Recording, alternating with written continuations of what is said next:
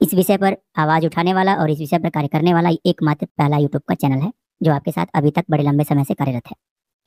तो जैसा कि हमने आपको अभी बताया, त्रिशिखारात्मक आकृतियां, आपके दिमाग में होगा कि ये क्या चीज है। तो चलिए मैं दिखाता हूँ कि ये चीज क्या है। तो सबसे पहले आपको ये देखना चाहिए, ये एक राजेंद्र प्रसाद जी हैं, अपने आप को भाषा वैज्ञानिक कहते हैं और दावा ये करते हैं कि उनको विश्व की लगभग 100 भाषाओं का ज्ञान है, राजेंद्र प्रसाद जी। तो उन्होंने अपनी एक पुस्तक लिखी है। उस पुस्तक का नाम क्या है? बुद्ध बौद्ध स्थापत्य पुरातत्व। ठीक है, हालांकि इस पुस्तक का नाम मैं अभी आपको बताऊंगा, ये उनका शीर्षक है। लेकिन इस पुस्तक में इन्होंने क्लेम क्या किया है ये समझने की आवश्यकता है। क्लेम, ये ऊपर तो आपको एक स्तूप का वो खंडहर दिखाई दे रहा होगा, लेकिन नीचे जब आप आएंगे थोड़ा सा तो सिक्के दिए हुए हैं 5, और 5 सिक्के हैं, और इन पांचों सिक्कों में एक सिक्का तो हम ऑलरेडी आपको दिखा चुके हैं। ये लक्ष्मी जी का सिक्का है, जिसको ये बेचारे कहते हैं कि नहीं, ये भगवान बुद्ध की माता महामाया है। मतलब लक्ष्मी जी को भी महामाया बता के उनको भी हड़पने की जी तोड़ कोशिश ये बेचारे करते रहते हैं। ठीक है, लेकिन फिलहाल इंपॉर्टेंट ये वाला सिक्का नहीं, इसके बगल वाला सिक्का है, ये वाला जो अभी आप देख रहे हो 5वें नंबर का। मैं थोड़ा सा जूम करने की कोशिश करता हूँ ताकि आपको डिटेल में इस चीज़ को बता सकूँ। तो ये देखो, ये है वो सिक्का, ये 5वें नंबर का सिक्का देखो, ये वाला। ये अब इस 5वें नंबर के सिक्के में आपको कुछ सिंबल्स दिखाई दे रहे होंगे, कुछ चिन्ह आपको दिखाई दे रहे होंगे। अगर आप देख पा रहे हो तो कुछ चिन्ह आपको दिखाई दे रहे होंगे। इस एक ही सिक्के में बहुत कुछ है, लेकिन इस एक सिक्के में जो बहुत कुछ है, उस एक सिक्के में जो बहुत कुछ है आपका है, उसको बड़ी चालाकी से, बड़ी आसानी से बौद्ध अपना बता देते हैं। अब कैसे बताते हैं ये समझते हैं। इस सिक्के पे अगर आप देखेंगे तो आपको नंदी पदम ऊपर ये दिखाई देगा, जो ओम जैसा आपको हल्का फुल्का दिखाई दे रहा है। असल में वो ओम नहीं है, वो नंदी पदम है। इसी के अलावा अगर आप देखेंगे तो आपको स्वास्तिक भी दिखाई देगा। ठीक है, और यहाँ अगर आप साइड में देखेंगे तो आपको यूप स्तंभ भी दिखाई देगा। और यहीं यूप स्तंभ के बगल में ये अगर आप देखेंगे तो कुछ पर्वत श्रृंखला जैसा कुछ बना हुआ है। पर्वत श्रृंखला जैसा, ऐसे लग रहा है कि जैसे ये कोई पहाड़ या कोई मंदिर का स्ट्रक्चर है। ठीक है, तो क्लेम क्या है, इनका क्लेम समझते हैं, इन्होंने किया क्या है इसके लिए। इसमें सारे के सारे जो प्रतीक दिए गए हैं, वो सारे के सारे प्रतीक तो भाई हिंदुओं के हैं। नंदी पदम हिंदुओं का, स्वास्तिक हिंदुओं का, यूप स्तंभ हिंदुओं का, और ये नीचे अगर आप ये जो थोड़ा सा ऐसे ऐसे लकीर देख रहे होंगे, ये नदी का सिंबल है। ठीक है, ये नदी का सिंबल है, और ये पर्वत चैत्य, समझ रहे हैं ना, ये चैत्य का सिंबल है। ये जो आपको पहाड़ टाइप का दिखाई दे रहा है, ये चैत्य है, ये नदी है, ये यूप स्तंभ है, और ये आपका स्वास्तिक है, ये नंदी पदम है। इसमें एक सिंबल और दिखाई दे रहा होगा, वो अभी हम डिस्कवर करेंगे आगे आपके सामने। तो देखो इसमें इन्होंने क्या क्लेम किया हुआ है। देखो ये क्लेम क्या करते हैं, यहाँ देखो। पहला सिक्का विदिशा का है, तो इसमें इन्होंने धम्मचक्र देख लिया। दूसरा में इन्होंने बुद्ध देख लिया, कनिष्क के टाइम का है। तीसरा सिक्का चुट्टू वंश का है। ठीक है, तो चुट्टू वंश और ये शीशे का, इसमें इन्होंने बोधि वृक्ष देख लिया। चलो भाई ठीक है। और चौथा सिक्का कौशाम्बी से है, तांबे का, इसमें गज लक्ष्मी अंकित है। शुक्र है कि इन्होंने गज लक्ष्मी माना है। ठीक, पांचवा सिक्का कुणिदों का है और चांदी का है, और इसमें इन्होंने कहा है चैत्य अंकित है। अब सवाल ये, इस चैत्य किसको बता रहे हैं? ये चैत्य बता रहे हैं, इसी पर्वताकार आकृति को ये चैत्य बता रहे हैं। और चैत्य बता करके ये पूरा सिक्का हड़प रहे हैं, यानी कि ये पूरा का पूरा सिक्का जो है ये बौद्धों से रिलेट कर देते हैं।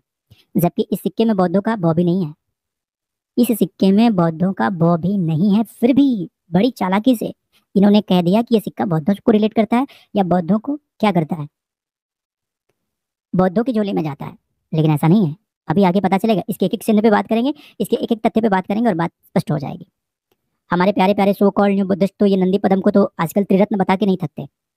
एग्जैक्ट ये सिंबल नंदी पदम का है, और इस नंदी पदम को ये 9 बौद्ध अपना त्रिरत्न बता के हड़प के बैठे हैं। ठीक है, अभी आपने कुछ दिन पहले देखा होगा, एक मोटा सा आदमी है मोटा सा, वो तो ये कह रहा था कि स्वास्तिक भी हमारा है और शिवलिंग भी हमारा ही है। अरे बाप रे बाप, मैं तो डर ही गया था। तो आप समझ सकते हैं। तो ऐसे बहुत सारे लोग हैं। अभी ये जो पर्वताकार टाइप की जो आकृति है, इसको ये क्या बता रहे हैं? इसको ये बता रहे हैं चैत्य।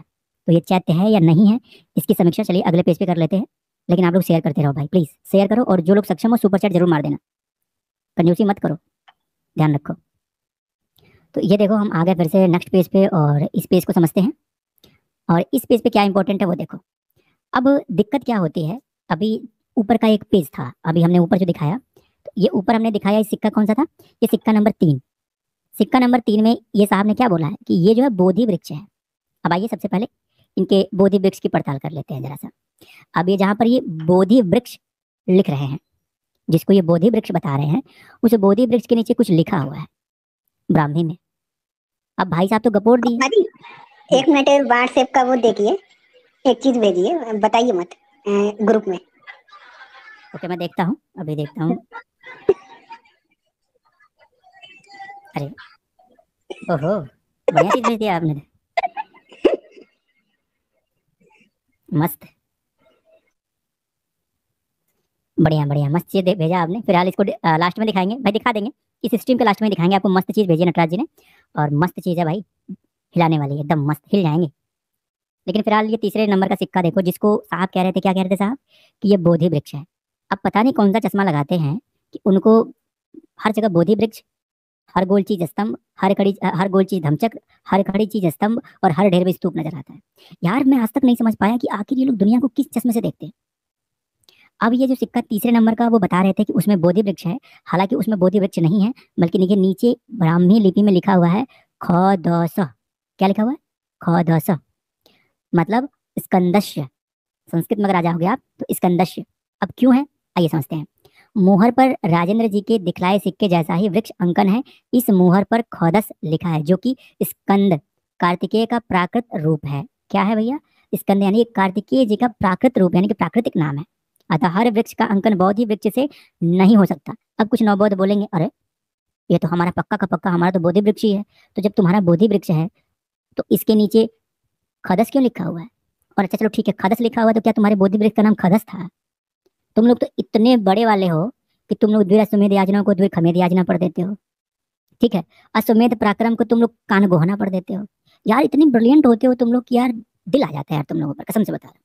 अगर तुम लोग जैसी भाषा लिपि पढ़ने वाले लोग और भी हों भारत में ना, तो भारत को विश्व में हंसने के लिए, मतलब विदेशियों को भारतीयों पे हंसने के लिए कुछ और मटेरियल की आवश्यकता नहीं है। वो तुमसे अभिलेख पढ़वा के हंस लेंगे पर्याप्त। मतलब जो चीज है नहीं, तुम वो चीज उसमें खोज लेते हो, और जो चीज होती है उसको तुम डिनाई करते हो, उसको तुम बोलते हो ये तो है ही नहीं। और मजे की बात है, अभी हमारी ये स्ट्रीम देखने के बाद से भी जिन लकड़बग्गों को ब्राह्मी का ब और पाले का प भी नहीं आएगा ना, वो भी इसको देख के बोलेगा अरे तुम तो झूठ फैला रहे हो, तुम तो झूठ बोल रहे हो, ये तो हमारा बोधि वृक्ष ही है। तो तुम्हारा बोधि वृक्ष इतना पोलियो वाला क्यों है भाई साहब? कम से कम बोधि वृक्ष को बोधि वृक्ष की तरह बनाते हैं, एकदम पोलियो जैसा लग रहा है। ऐसे लग रहा है कि पेड़ में पोलियो मार दिया हो तुम्हारे। आप खुद देखो, ये कहीं से भी वृक्ष का सिंबल है? अगर है भी तो ये बोधि वृक्ष का सिंबल नहीं है, वृक्ष का अंकन है। लेकिन यहाँ पर लिखा क्या हुआ है वो क्लियर करता है कि ये चीज है किसकी। तो यहाँ पर असल में लिखा हुआ है स्कंदश्य, यानी कि खदस, जो कि कार्तिकेय का प्राकृत रूप है। समझ रहे हो? ये चीज है। लेकिन साहब ने क्या किया, इसी सिक्के को या इसी टाइप के सिक्के को क्या बोल दिया कि हमारा बोधि वृक्ष है। देखो मैं जूम करके आपको दिखाई देता हूँ, एक मिनट। हाँ ये देखो आप, मैंने जूम कर दिया। अब इसको बड़े गौर से देखना। ये देखो, ये देखो सिमिलर आकृति है इस सिक्के पर भी, तीसरे नंबर के सिक्के पर भी सिमिलर आकृति है, जिसको साहब क्या करेंगे, बोधि वृक्ष है। ठीक। अब इसी आकृति को आप इस सिक्के पर देखो, ये वाला सिक्का देखो, लेकिन यहाँ कुछ लिखा हुआ है। क्या लिखा हुआ है? खदस, यानी कि स्कंदश्य। ये स्कंदश्य का प्राकृत नाम है। तो स्कंदश्य कहते किसे हैं? तो भाई कार्तिकेय को। क्लियर? ये चीज आपको समझनी चाहिए, और अगर आप नहीं समझेंगे तो ऐसे ही ये लोग आपको पोपट बना देगा। समझ रहे हो ना? तो पोपट नहीं बनने का है, तो सनातन समीक्षा को देखते रहने का है, और बड़े इत्मीनान से देखने का, ध्यान से देखने का है। अगर आपने मिस किया तो आप अपनी जिंदगी का बहुत बड़ा सच खो देंगे। चलिए अगले पेज पे लेके चलता हूँ आपको।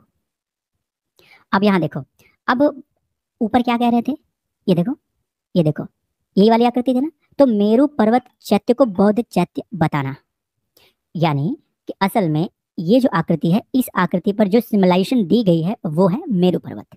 और मेरु पर्वत के नीचे भी क्या है? तो मेरु पर्वत के नीचे नदी का सिंबल है, यानी कि पर्वत का अंकन है, पर्वत के नीचे नदी का अंकन है, जो कि इसका एग्जैक्ट प्रारूप है। लेकिन साहब क्या कहते हैं कि ये तो हमारा बौद्ध चैत्य है।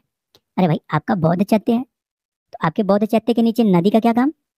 अच्छा चलो, हो सकता है पानी वानी पीने की जरूरत पड़ती होगी, लेकिन इस चीज को समझेंगे, विस्तार से समझेंगे। लेकिन इन्होंने जो यहाँ पर इसकी पहचान की है, या जिस तरह से ये चीज़ों को एक्सप्लेन करने की कोशिश करते हैं, तो अगले पेज पर इस चीज़ को भी समझते हैं। ये देख लीजिए, इन्होंने यहाँ पर काफ़ी कुछ लिख रखा है, तो वो मैं आपको बता देता हूँ। ये कह रहे हैं कि ये जो, हाँ कभी कभी 3 कभी कभी 6 गोले, हाँ ये देखिए, ये कह रहे हैं कि कभी कभी 3 और कभी कभी 6 गोले घेरे होते हैं, और 6 गोले घेरे वाला जो है, आप चौथी, यानी कि पहली, दूसरी, तीसरी और चौथी, ये देखिए। और इसको यहाँ पे इन्होंने दिखा रखा है कि ये सिंबल कैसा है। ये है पूरा चौथा, और ये पांचवा एक इन्होंने एक ड्राइंग लगा रखा है, ये आप देख सकते हो। आप आहत मुद्रा पर देख सकते हैं, ये आहत मुद्रा है। पांचवी तस्वीर यह समर्थन करती है कि सौहर गौरा ताम्रपत्र पर उकेरी गई आकृति मेरु पर चंद्रमा नहीं है। अब वो कह रहे हैं कि ये मेरु पर्वत पर चंद्रमा नहीं है, बल्कि बौद्ध धर्म का सिंबल है, यानी कि हमारा वही बौद्ध धर्म का जो है क्या है, चैत्य है। इनके कहने का मतलब यहाँ पर यही है, पूरा का पूरा वो यही समझाना चाहते हैं। अब चलिए इस चीज को फिर से समझते हैं। अब सबसे पहली बात यह है कि ये जो चैत्य शब्द है, इस चैत्य शब्द के अर्थ क्या है। तो हलायुध कोश में चैत्य शब्द देवतायन के रूप में भी है, अतः इस चैत्य शब्द से किस किस चीज को परिभाषित किया जाता है वो समझिए। तो यानी कि चैत्य का शाब्दिक तात्पर्य देवतायन के रूप में, यानी कि देवताओं की उपासना की जगह। ठीक, अब इसमें किस किस चीज को लिया जाता है, यानी कि चैत्य में क्या क्या चीज आता है। तो देवताओं की उपासना कहाँ कहाँ हो सकती है, तो वो मंदिर में भी हो सकती है। मंदिर, वृक्ष, शरीर, पर्वत, नदी इत्यादि भी चैत्य की ही श्रेणी में आते हैं, क्योंकि यहाँ पर क्या होता है, देवता यानी कि देवताओं की पूजा का क्षेत्र या जगह। ये आपकी समझ में आया होगा। अगर किसी को कोई डाउट शेष रहता है, अगर किसी को कोई डाउट बचता है ना, तो वो स्ट्रीम में मिलेगा हमसे, इसी स्ट्रीम के लास्ट में, और हम उनसे मिलेंगे। ठीक है, तो यहाँ पर चैत्य शब्द के अर्थ हैं। अब आइए निचले पेज पर भी देखते हैं कुछ। अब ये देखिए, चैत्य यज्ञ का यानी कि चैत्य यज्ञ का आश्वलायन गृह सूत्र में विधान। तो इस पर नटराज जी आपकी टिप्पणी हो, आप इसको ठीक से एक्सप्लेन कर दीजिए। देखिए चैत्य यज्ञ क्या होता है कि असल में इसमें ऐसा जो इसकी विधि है, इसमें कोई हवन वगैरह ऐसा कोई उल्लेख नहीं है, लेकिन चैत्य होता है आपके मन में कोई इच्छा है, आपने वो इच्छा मांग ली, और वो जब पूरी हो जाए तो जो भी स्थल है, देव स्थल है या जो भी, वहां जाके आप एक बकरा या फिर कोई भी जो प्रोडोस वगैरह होते हैं, या जो हम वो बनाते हैं ना, ये क्या बोलते हैं, श्राद्ध के समय बनाते हैं जो भी, या कोई भी प्रसाद वगैरह, वो आप वहां पे अर्पित कर दें, तो वो होता है चैत्य यज्ञ। चैत्य के निमित्त या कोई देव स्थल के निमित्त ये चीज अर्पित करना, उसे ही चैत्य यज्ञ कहते हैं जी।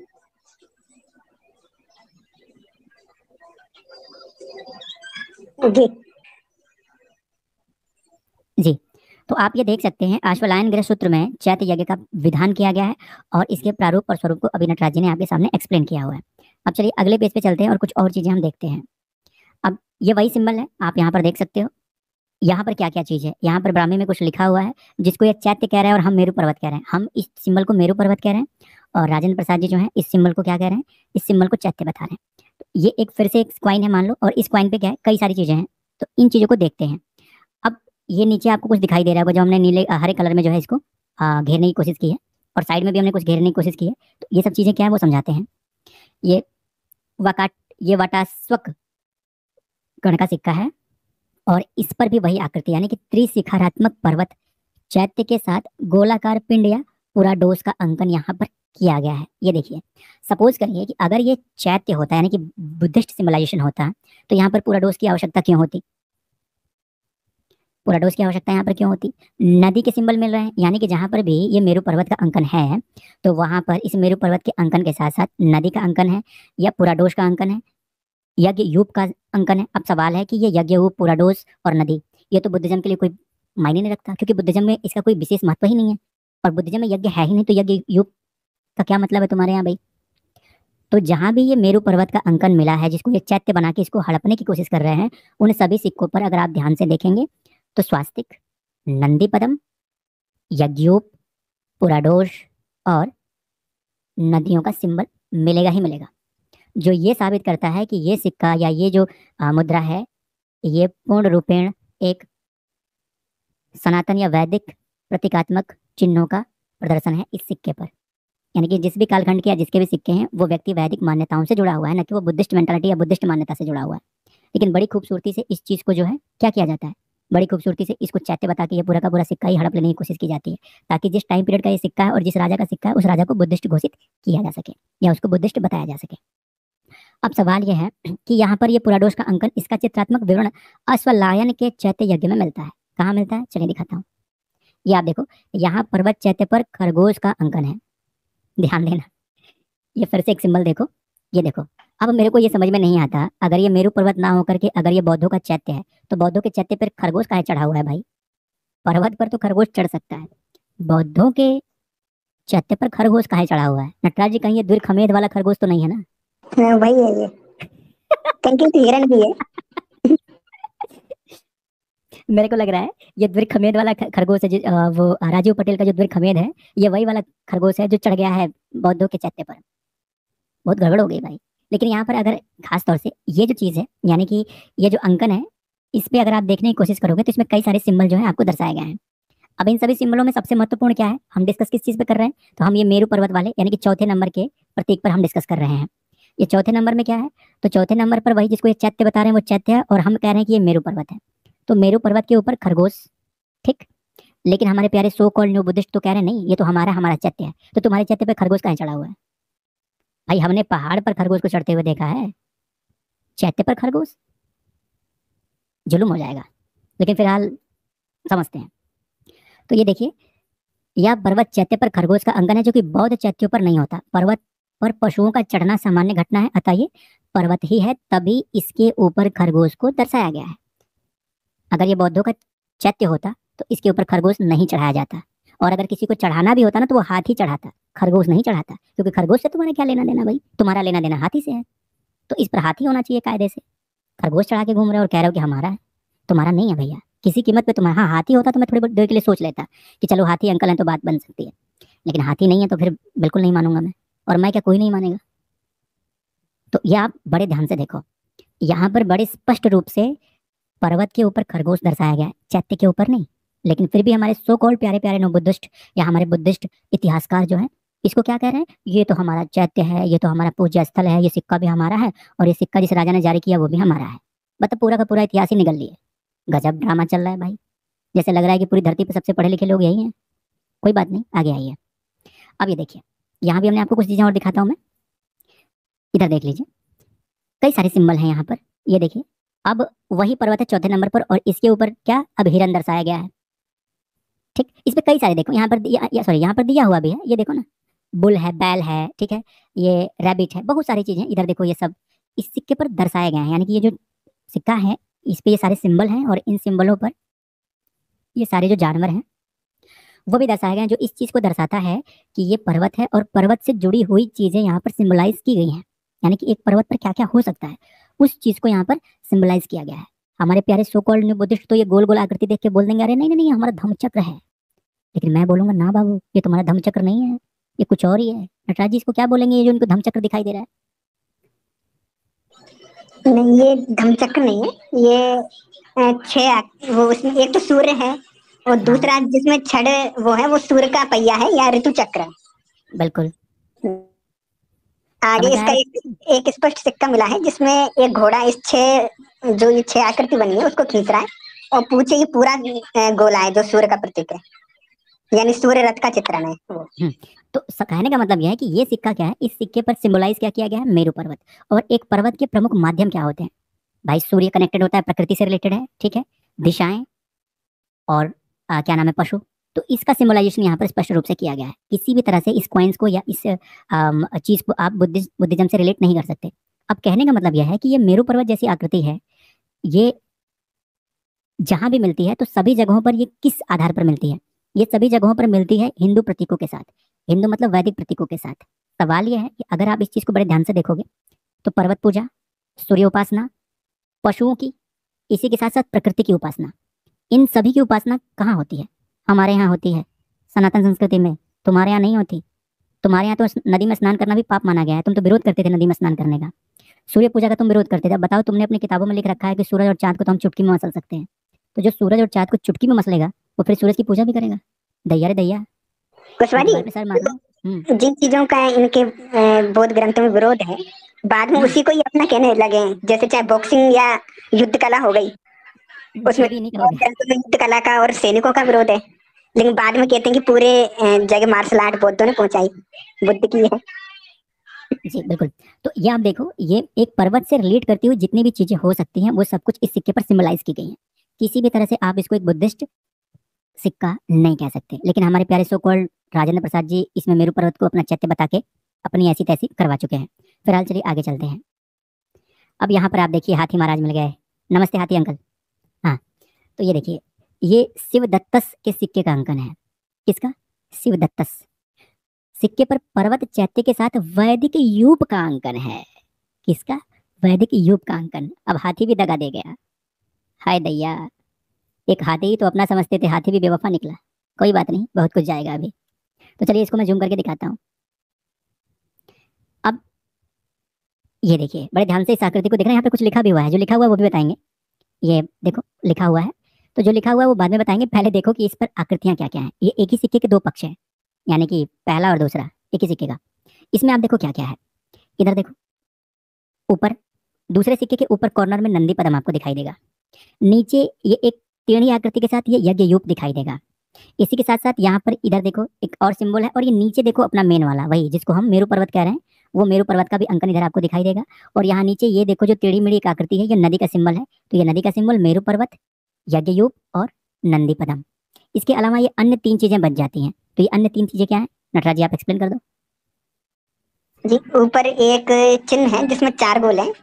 वो वैसे 4 दिशाएं या सर्वमंगल करने वाला प्रतीक है, लेकिन उसको उज्जैनी चिन्ह कहा जाता है। उज्जैन का प्रतीक चिन्ह कहा जाता है, तो वो है। और दूसरा ये अस्पष्ट चित्र है, लेकिन दूसरा चिन्ह कुशाओं का हो सकता है, कुशा नामक घास का। और बाकी एक वृक्ष का तो है ही, एक अंकन। और ये वृक्ष में आप देखिए 3 पत्तियां निकल रही हैं। ये पीपल का वृक्ष नहीं है जो बोई वृक्ष कहते हैं, इसमें 3 पत्तियां निकल रही हैं, तो ये बिल्व बिल्व बिल्व, वृक्ष हो सकता है। हाँ, ये बिल्व बिल्व का पत्ता। वृक्ष है। हाँ बिल्व मतलब समझते हो, बेल। चलो अब इसी सिक्के का फ्रंट देख लेते हैं जिसमें अपने हाथी महाराज हैं। अनन्या दीदी कह रही है कि हाथी का सूंड कुछ जरूरत से ज्यादा ही लंबा है। तो क्यों लंबा है ये मैं बताना तो चाहता हूँ, लेकिन बताऊंगा नहीं। बस इतना बता देता हूँ कि तुसित लोक से आने के बाद से इस हाथी ने बहुत मेहनत की, और उसी मेहनत का नतीजा है कि इस हाथी के सूंड तो अलग है। तो इस पर कुछ लिखा हुआ है नटराज जी, तो जो लिखा हुआ है सबसे पहले वो समझाइए। नटराज जी, हेलो। हाँ, दोबारा पूछिए। मैं ये कह रहा हूँ कि ये फ्रंट वाले सिक्के पर, यानी पहले सिक्के पर हाथी के ऊपर कुछ लिखा हुआ है, हाँ, वो हाथी को समझाइए। लिखा है, वो राजा का नाम लिखा है शिव दत्तस। तो मैंने क्या बोला था कि ये जो सिक्का है ये शिव दत्तस का है, और इस शिव दत्तस नाम के राजा के सिक्के पर जो भी अंकन किए गए हैं वो किस चीज को रिलेट करते हैं। पहली बात, नंदी पदम को रिलेट करते हैं, यज्ञ युग को रिलेट करते हैं, बिल्व यानी कि बिल्व वृक्ष को रिप्रेजेंट करते हैं, नदी को रिप्रेजेंट करते हैं, मेरु पर्वत को रिप्रेजेंट करते हैं, वृक्ष को रिप्रेजेंट करते हैं, और इधर राजा का नाम है, ये उसका सिंबल है, यानी कि ये ध्वज है। ये जो आप देख रहे हो ना, ये कुछ एक आकृति, ये इंद्रध्वज है ना नटराज जी। जी, इंद्रध्वज है। जी, तो ये जो सिंबल है, ये जो आप देख रहे हो एक, ये हाथी के सूंड के जस्ट बगल का ये जो सिंबल है, ये इंद्रध्वज है। और इस इंद्रध्वज के साथ जो हाथी बना है, असल में ये हाथी अपना ऐरावत है, वही गोरा वाला हाथी, ऐरावत। क्लियर हुआ।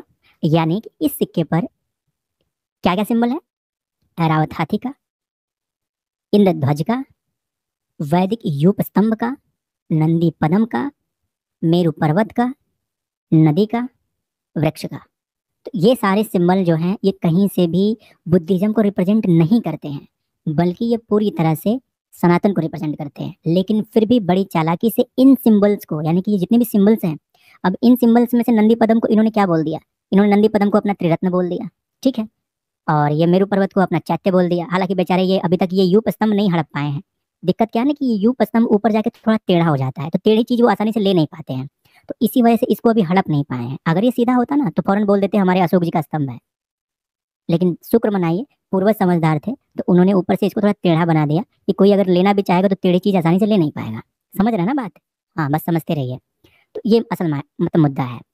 अब यहीं पर आप यहाँ पर देखिए, इंद्रध्वज का जो सिंबल है, ये इंद्रध्वज भाई बुद्धिज्म का तो फ्लैग ही बहुत पुराना नहीं है। हमारे बौद्ध धर्म में जो पंचशील का ध्वज है, इसका इतिहास कोई बहुत पुराना नहीं है, काफी नवीन है। तो बेचारे ये भी नहीं कह सकते कि ये हमारा पंचशील ध्वज है, क्योंकि तुम्हारे पंचशील ध्वज में ये कौन सा ध्वज है यार, ऐसा हो ही नहीं सकता। तो कुल मिला जुला के ये सिक्का और इस सिक्के पर जो भी प्रतीक चिन्ह बनाए गए हैं वो हड़पने लायक नहीं है, यानी कि आप उसको हड़प नहीं सकते। चलिए आगे आइए, यहाँ पर देख लीजिए, सब कुछ यहाँ पर लिखा हुआ है। अब कुछ लोग पूछेंगे कि हमने ये जो रेफरेंस कलेक्ट किए हुए हैं, ये रेफरेंस कहाँ के हैं, तो वो अभी बता देंगे। इस पीपीटी में हमने कौन कौन से रेफरेंस कलेक्ट किए हैं, कहाँ कहाँ से संदर्भ लिए हैं, वो सारी चीजें हम आपको बता देंगे। फिर भी इस सिंबल के नीचे यहाँ पर जो भी इसकी डिटेल्स है वो आप यहाँ पर देख सकते हो, ठीक है। आइए नीचे आइए, कुछ और चीजें दिखाता हूँ। लेकिन भाई फटाफट शेयर करते रहो और सुपर चैट तो मारते ही रहो यार, क्या मतलब एकदम कंजूसी मचा रखे हो, भगवान माफ नहीं करेगा यार। मतलब इतनी मेहनत करके स्ट्रीम लाते हो और आप लोग बिल्कुल भी कीमत नहीं लगाते यार। कीमत तो लगा भी नहीं सकते यार, कुछ तो महत्व रखो। अब ये देखो, ये एक और सिक्का है, और इस पे क्या है ये आपको समझ में आएगा नहीं। लेकिन इसमें एक ही समझ में आती है, क्या इस पे कुछ लिखा हुआ है। तो क्या लिखा हुआ भैया? वही शिवदत्त। क्या लिखा हुआ है? शिवदत्त शाह।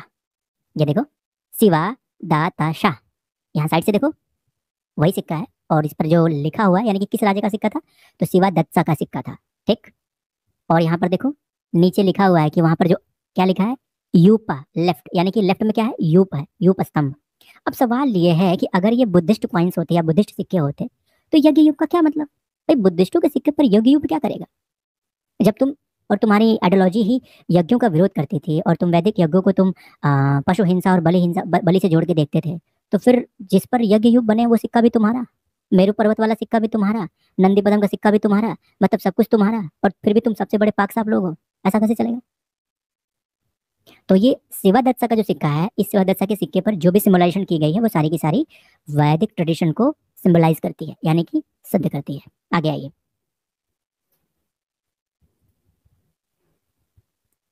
ये देखिए, अब ये बहुशिखरात्मक आकृति के दोनों तरफ सूर्य और चंद्र, अतः अंकन पर्वत ही है। अब मजे की बात क्या है, हमारे प्यारे प्यारे सो कॉल्ड भाई साहब कह रहे थे, क्या कह रहे थे, कि हमारा चैत्य है। अब सवाल यह है कि भाई बौद्धों में सूर्य और चंद्र की उपासना का तो कोई प्रकरण ही नहीं है, कोई लेना देना नहीं है, क्योंकि सूर्य उपासना और चंद्र उपासना की कोई मतलब कोई कॉन्सेप्ट ही नहीं है इनके यहाँ। और बैल से तो इनको सख्त नफरत है भाई, क्यों नफरत है वो बाद में बात करेंगे। अब ये सिक्का देखो, इस सिक्के पर एक साइड में एक बैल की आकृति बनी हुई है, और इसी सिक्के पर दूसरी साइड में ये जो है, ये मेरू पर्वत है, और इसी मेरू पर्वत के अगल और बगल में सूरज और चांद की आकृति है। जूम करके दिखा दूं? देखो, मैं इसको जूम कर देता हूं, आप लोग देख लो, एक मिनट। ये आप देखो, ये मेन सिक्का। हाँ नटराज जी, इसको आप कुछ एक्सप्लेन करना चाहो तो करो इसमें, अगर आपको कुछ इसमें बोलना है तो। जी, इसमें क्या है, इसमें जो पर्वत है उसकी एक तरफ चंद्रमा है, दूसरी तरफ सूर्य है,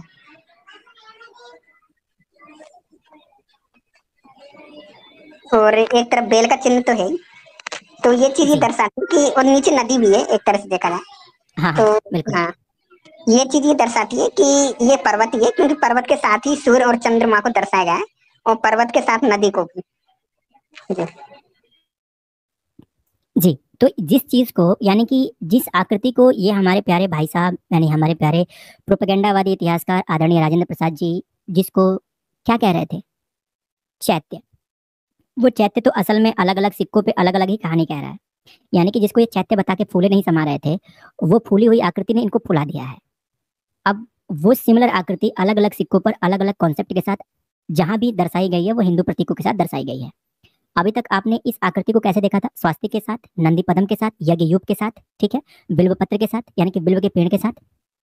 और अभी आपने देखा कि ये जो आकृति है, ये चंद्रमा और सूर्य और कुछ वाली और खरगोश ऊपर उस तरह भी। हाँ खरगोश, हाँ, अभी ऊपर खरगोश चढ़ा हुआ था इसी पर्वत के ऊपर। तो काफी चीजों के साथ ये जो है ये सिम्बोलाइजेशन की गई है इस सिक्के पर।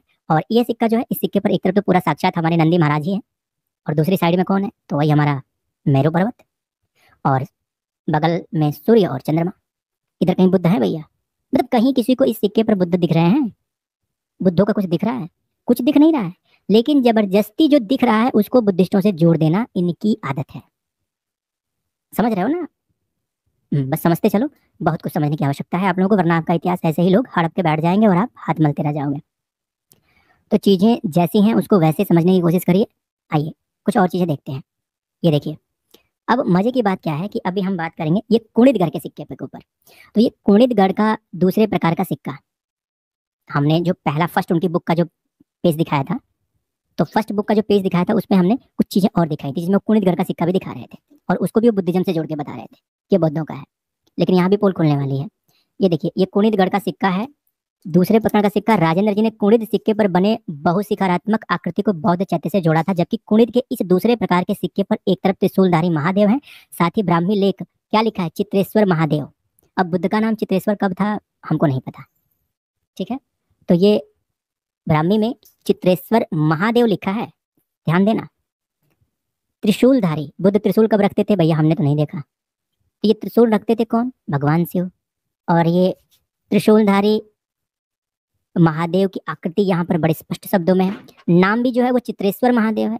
अतः कुणिद गण के सिक्के पर ये मेरु पर्वत का अंकन देख करके अगर कोई व्यक्ति ये कह रहा है कि ये हमारा चैत्य है, तो मैं उसको ये कहना चाहूंगा, बाबू सिक्का पलट के देखो, बाबूजी नजर आएंगे। यानी कि अगर सिक्के के दूसरे पहलू को देख के अगर आपको अपना चैत्य नजर आ रहा है, तो सिक्का पलट कर देखिए, बाबूजी नजर आएंगे, और बाबूजी ने हाथ में त्रिशूल ले रखा है। समझ में आया ना? अभी नहीं समझ में आया होगा, समझाते हैं। तो देखो, ये कुणिदगढ़ का सिक्का है। अब इस सिक्के पर बड़ी खूबसूरती के साथ मेरु पर्वत को चैत्य बता करके ये पूरा का पूरा इतिहास हड़प लिया, यानी कि कुणिदगढ़ को बुद्धिस्ट बताने का षड्यंत्र शुरू। मतलब ले दे के कुछ भी मिला नहीं, जो कुछ भी मिला है या जो कुछ भी इसमें है वो सब कुछ किस चीज को रिलेट करता है? सनातन परंपरा को। लेकिन बड़ी खूबसूरती के साथ इसमें एक चीज उन्होंने अपने काम की ढूंढी जिसको ये अपना बता रहे हैं, और बाकी सारी चीजें इन्होंने हड़प ली।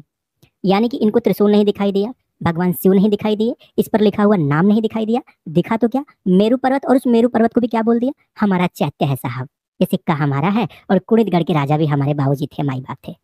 मतलब गजब है यार। तो चोरी के लिए इतने नीचे कौन जाता है? मतलब इतिहास हड़पने के लिए इतने नीचे जाके कौन इतिहास हड़पता है? मतलब आप लोगों ने यार गजब काम कर दिया यार। मतलब सिक्के का पीछे पीछे देख लिया, सामने से देखते तो बाबूजी नजर आते हैं ना, तो फिर ये कहने की हिम्मत ही नहीं होती कि ये सिक्का हमारा है। इस शंकर जी के सिक्के पे तुम अपना चैत्य ढूंढ रहे हो यार, गजब मजाक चल रहा है कुछ भी। तो ये कुणिदगढ़ का सिक्का जो है, कुणिद राजा जो थे, कुणिदगण जो थे, वो पूर्ण रूपेण शिव उपासक थे, भगवान महादेव की पूजा करते थे। लेकिन बड़ी खूबसूरती से कुणिदगढ़ के सिक्कों पर अपना एक फर्जी आरोप या एक फर्जी चिन्ह अपना वहां पर चिपका के इन्होंने बड़ी आसानी से बोल दिया ये तो हमारा है। लेकिन भाई पोल तो पोल है ना, सब लोग तुम्हारी तरह अंधे थोड़े हैं। भाई सिक्का लेंगे तो हेड और टेल दोनों देखेंगे ना। तो देख लिया और देखा तो पोल खुल गई। तो इस तरह से आपके इतिहास का विकृतीकरण करने का प्रयास हमारे सो कॉल्ड प्यारे प्यारे बुद्धिस्ट इतिहासकारों के द्वारा किया जा रहा है। समझ में आ रहा है आप लोग? चलिए कुछ और चीजें दिखाता हूँ। अब इसको बड़े ध्यान से देखो, ये वही चीज है, सिमिलर वही चीज है, सिक्का है। इसमें भी ये देखो त्रिशूल स्पष्ट रूप से दिखाई दे रहा है। अभी आपको और चीज दिखाऊंगा, इसी सिक्के से रिलेट करता हुआ पूरा स्पष्ट सिक्का आपको दिखाऊंगा, एकदम पूरा का पूरा भांडाफोड़ हो जाएगा। ये देखो, ये त्रिशूल है, ठीक है, भगवान शिव है, और सिक्के के पिछली साइड में वही वो क्या नाम है अपना, ये मेरु पर्वत इधर साइड में देखो। इस पर एक हिरण की आकृति भी है, नदी का सिमुलेशन भी किया गया है, और इस पर कुछ लिखा हुआ भी है। तो जो लिखा हुआ हमने आपको ऑलरेडी बता दिया। आगे आ जाइए, ये देखिए फिर से ये एक चीज, ये शिवलिंग के साथ त्रिशिखारात्मक पर्वत चैत्य। अब देखो यहाँ पर अगर आप इस चीज को देखोगे तो इस सिक्के पर एक शिवलिंग है और उसके साथ ये वही मेरु पर्वत का अंकन है। अब हो सकता है कि ये खड़ी चीज देख करके हमारे सो कॉल्ड प्यारे प्यारे बुद्धिस्ट भाई लोग बोल दे अरे ना, ये तो हमारा अशोक वाला स्तंभ है, ये तुम्हारा नहीं है, किसी कीमत पर तुम्हारा नहीं है, इसमें तो हमारा अशोक का स्तंभ दिख गया, अब तो ये हमारा है। तो ऐसे नहीं चलेगा, ये तुम्हारा नहीं है, क्योंकि तुम्हारा इसलिए नहीं है कि तुम्हारे बाबूजी के पहले का है, तो तुम इसको अपना दावा नहीं साबित कर सकते। अब कहाँ जाओगे बताओ? तो नटराज जी थोड़ा इसके बारे में एक्सप्लेन कर दीजिए, बच्चों को थोड़ा भी मतलब भरोसा हो जाए कि ये उनका नहीं है। ये असल में ये देखिए, ये शिवलिंग ये है, इसके ऊपर भी वो चित्र है, उसमें देखिए ऊपर का हिस्सा नुकीला है थोड़ा। बिल्कुल बिल्कुल। और इसके साथ कई सिक्कों पे एक ब्रह्मी लेख भी मिला है, वो लिखा है लोहागिरी, यानी लोह पर्वत। किसी पर्वत का नाम दे रखा है उसके साथ में। तो ये ना तो ये चैत्य है और ना ही ये स्तंभ है जी। तो समझ में आया? उम्मीद है समझ में आ रहा होगा, और वैसे भी नहीं समझ में आ रहा होगा तो तुम्हारी बुद्धि से भैया हम लोग बिल्कुल संतुष्ट हैं। हमें मालूम है तुम लोगों का आईक्यू लेवल, तो हमको इस बात की कोई परवाह नहीं होती कि तुमको ये चीज़ समझ में आए, क्योंकि हम वो जानते हैं ऑलरेडी समझ में तुमको तो आती ही नहीं है। इसलिए नहीं आती है कि तुम इधर हमसे दावा करके जाते हो कि ये पाली में लिख के दिखा दो, ये ब्राह्मी में लिख के दिखा दो, और हम सब लिख के दिखा देते हैं, और तुम बोलते हो हम वेरिफिकेशन करवा के आएंगे, फिर भी तुम नजर नहीं आते हो। ठीक है, तो बहुत गड़बड़ बात है भाई। देखो इतिहास नहीं चुराते हैं, आपके पास अपना कहने के लिए बहुत कुछ है, लेकिन अब दूसरे की विरासत में अगर आप सेंधमारी करना चाहते हैं तो ये बहुत गलत है। इससे एक बड़ी डिबेट या एक बड़ी बहस जन्म ले सकती है, और इस तरह की बहस और इस तरह की डिबेट्स में आपको जो कुछ भी है वो भी एक्सपोज हो जाएगा, जिसको आज तक आप अपना बताते आ रहे हो। तो थोड़ा संभल के, चुराने की आदत तो है लेकिन संभल संभल के चुराना चाहिए कि पकड़े ना जाए। तो वो चीजें आप लोग थोड़ा संभल के करो, खासतौर से हमारे सो कॉल्ड प्यारे प्यारे व्हाट्सएप और फेसबुक वाले इतिहासकारों के लिए मैं कह रहा हूँ, जो व्हाट्सएप और फेसबुक पर इतिहास लिख के किताब छपवा कर उसमें झूठ उगल देते हैं। ऐसे इतिहासकारों को मैं बोल रहा हूँ कि प्लीज आप लोग थोड़ा अपने अंदर सकारात्मक चीजें ले आइए। आपके पास ढूंढने के लिए बहुत कुछ है, कहने के लिए बहुत कुछ है, हमारा क्यों चोरी करके अपना बता रहे हैं? सवाल तो ये है। तो थोड़ा इस चीज पर आप लोग नजर घुमाइए, दृष्टि घुमाइए, और चीजों को जैसी है वैसी देखने की कोशिश करिए। आगे आ जाइए, ये देखिए कुणिद गण के सिक्के पर युग का अंकन। यहाँ देखो। अब कुछ लोग कहेंगे कि अब ये क्या चीज है, तो मैं बताता हूँ। असल में इस सिक्के का दो पहलू है। पहले पहलू में यानी कि आपको दिख रहा होगा एक यूप स्तंभ है, यूप स्तंभ के पास एक पशु बंधा हुआ है। यूप स्तंभ में ध्यान देना, एक पशु यूप स्तंभ में बंधा हुआ है, एक मानव की आकृति भी है इसी सिक्के पर। और इस सिक्के का दूसरा पहलू में क्या है, इसी सिक्के के दूसरे पहलू में है आपका मेरु पर्वत, इंद्रध्वज, स्वास्तिक, नंदी पदम, ठीक है, नदी और यज्ञ यूप। क्लियर? तो ये पूरा का पूरा ये जो सिम्बलाइजेशन है इस सिक्के पर, ये एक यज्ञ के प्रारूप के तौर पर ये सब कुछ सिम्बलाइज किया गया है। क्लियर हुआ आप लोग? नहीं हुआ तो मैं दोबारा रिपीट कर रहा हूँ। ये कुड़ितगढ़ का सिक्का है। सिक्के के एक तरफ एक पशु यज्ञ यूप में बंधा हुआ है, ठीक है, और सिक्के के दूसरे पहलू में स्वास्तिक है, इंद्रध्वज है, मेरु पर्वत है, नदी है, नंदी पदम है और बिल्व, बिल्व का वृक्ष है। क्लियर हो गया भैया? और इस पर लिखा हुआ क्या है, तो वो आप ऑलरेडी हमने आपको भी बता ही दिया है कि इस पर कुछ लिखा हुआ भी है। तो क्या लिखा हुआ है देखो, यहाँ पर साफ साफ यूपा लिखा हुआ है। और देखो नीचे देखो, ये जो भी चीजें हैं मैंने इसको अंडरलाइन किया गया हम लोगों की तरफ से। यज्ञ यूप का ये सिंबल भी हमने आपको ये दिखाया हुआ है, ये देखो।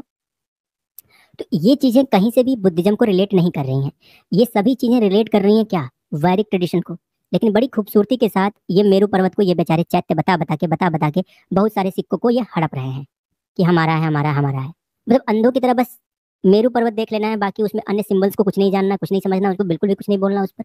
जो कुछ दिख गया वो सब कुछ मेरा है। तो इस तरह की मेंटालिटी से जो लोग जूझ रहे हैं या इस तरह की आइडियोलॉजी को जो लोग फॉलो करते हैं, उनके आईक्यू लेवल और उनकी समझ का तो भाई क्या ही बोलूं मैं। मतलब भाई भारत रत्न देने लायक है, पागलपन में, होशियारी में नहीं। हाँ, वैसे भगवान न करे कि हमारे भारतीय रत्न किसी पागल को मिले, भाई ऐसा ना हो, क्योंकि उसका भी अपना एक सम्मान है, उसका भी अपनी एक प्रतिष्ठा है।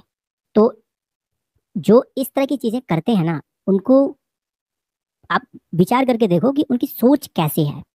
मतलब शुद्ध आंखों में धूल झोंकना इसी को कहते हैं। सब प्रमाण चीख चीख के कह रहे हैं कि इसका बुद्धिज्म से कुछ भी लेना देना नहीं, और बुद्धिस्ट चीख चीख के कह रहे हैं कि ये हमारा है, ये हमारा और ये हमारा है। तो कुछ इस तरह से ये जो सोया हुआ हिंदू है, जो एकदम आंख मूंद के सो गया है, जिसको कोई काम धंधा नहीं है, उसका सिर्फ एक ही काम है, वो कुंभकर्ण की तरह सोएगा और उसके नाक के नीचे से उसकी बहुत सारी चीजें छीन ली जाएंगी, हड़प ली जाएंगी, और वो बैठ के सिर्फ और सिर्फ क्या, एक्स मुस्लिम पर वो चीज देखेगा जो उसको देखने में आनंद आता है। क्या देखेगा?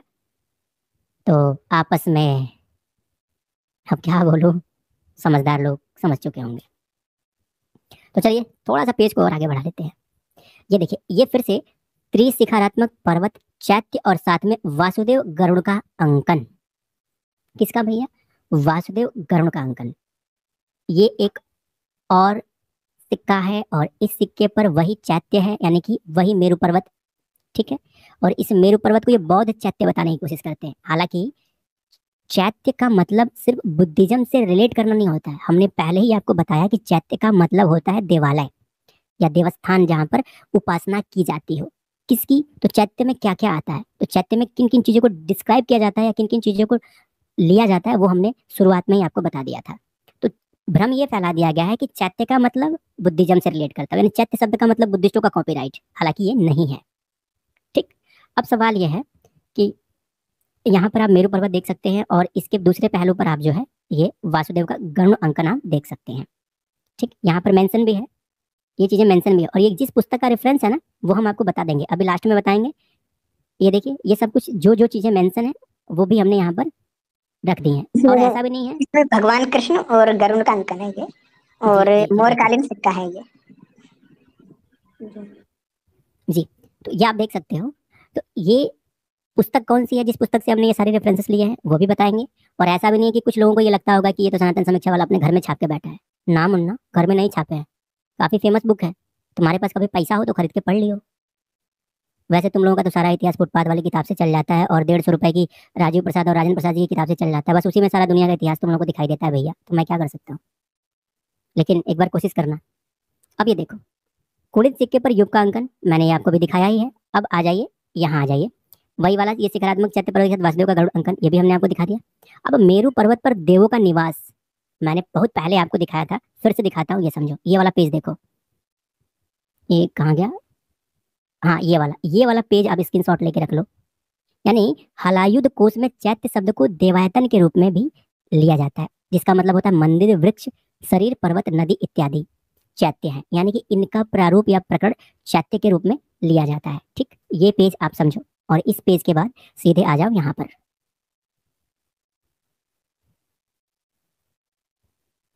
यहाँ पर आ जाओ, यानी मेरु पर्वत पर देवों का निवास, गोलोकाध्याय, ये गोलोकाध्याय से है। ये आप देखो, इसमें जो हिंदू है वो मैं पढ़ देता हूँ। गोल विश्व जानने वाले पंडित लोग कहते हैं कि पूर्वोक्त 6 स्थल या 6 स्थान परस्पर भूवृत्त के चतुर्थांश परिणाम व्यवधान में अवस्थित है, यानी कि मेरु स्थान पर देवता क्या है, मेरु स्थान पर देवता। तो ये जो मेरु पर्वत का जो सिम्बोलाइजेशन है, वो सिम्बोलाइजेशन किस चीज का प्रतीक है कि वो एक पूजनीय पर्वत है। क्यों? क्योंकि उस पर देवता निवास करते हैं। क्लियर? तो ये उस सिम्बोलाइजेशन का पूरा पूरा मतलब है।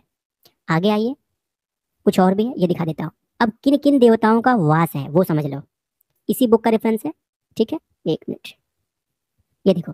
तो मेरु पर्वत पर सद्रत्न यानी कि रत्नों सहित कांचान में 3 शिखर हैं, यानी कि चमचमाते हुए 3 शिखर हैं। ठीक है, कौन कौन से? तो वहां ब्रह्मा, विष्णु और महादेव जी की 3 पुरी है, यानी कि ये तीनों महत्वपूर्ण देवताओं की 3 पुरी के रूप में उसको सिंबलाइज किया जाता है।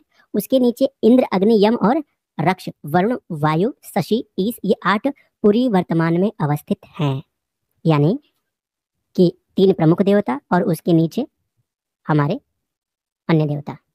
तो गोलोकाध्याय में इस श्लोक में मेरु को त्रिशिखरात्मक बताया गया है, यानी 3 शिखर वाला। अतः सिक्के पर त्रिशिखरात्मक आकृति मेरु पर्वत ही है।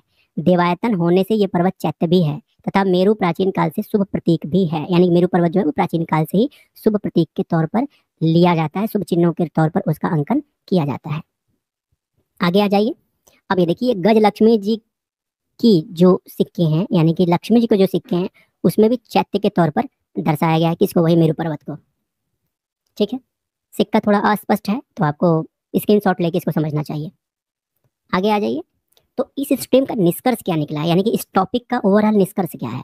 तो इस टॉपिक का ओवरऑल निष्कर्ष यह है कि देवायतन और शुभ प्रतीक होने से मेरु या पर्वत चैत्य का अंकन मुद्राओं पर है, यानी कि जो सिक्के हमने आपको दिखाए उन सिक्कों पर ये मेरु पर्वत का या फिर यज्ञयूप का या फिर नदी का या फिर चांद और सूर्य का या इस तरह की जो सिम्बोलाइजेशन है वो क्यों है? तो इस तरह के सिम्बोलाइजेशन इसलिए है कि जिस कालखंड के ये सिक्के हैं उस कालखंड में इन चिन्हों को शुभ माना जाता था। तो शुभ चिन्ह होने के नाते उस कालखंड के राजा लोग अपने सिक्कों पर ये सिम्बोलाइजेशन करते थे। ठीक, इनके साथ कुछ मुद्राओं पर शैव, वैष्णव, यूपादि वैदिक प्रतीक भी हैं, जैसा कि मैंने आपको ऑलरेडी दिखाया कि मेरु पर्वत के साथ आपको स्वास्तिक है, नंदी पदम है, यज्ञयूप है और यज्ञयूप के साथ क्या नाम है वो पशु भी है। तो ये सारी चीजें भी यहाँ पर सिम्बोलाइज की गई हैं, दर्शाई गई हैं। अतः शिखरात्मक यानी कि त्रिशिखरात्मक पर्वताकृति जो है वो बौद्ध चैत्य ना होकर के वो वैदिक ट्रेडिशन या वैदिक संस्कृति से रिलेट करती है, जुड़ी हुई है।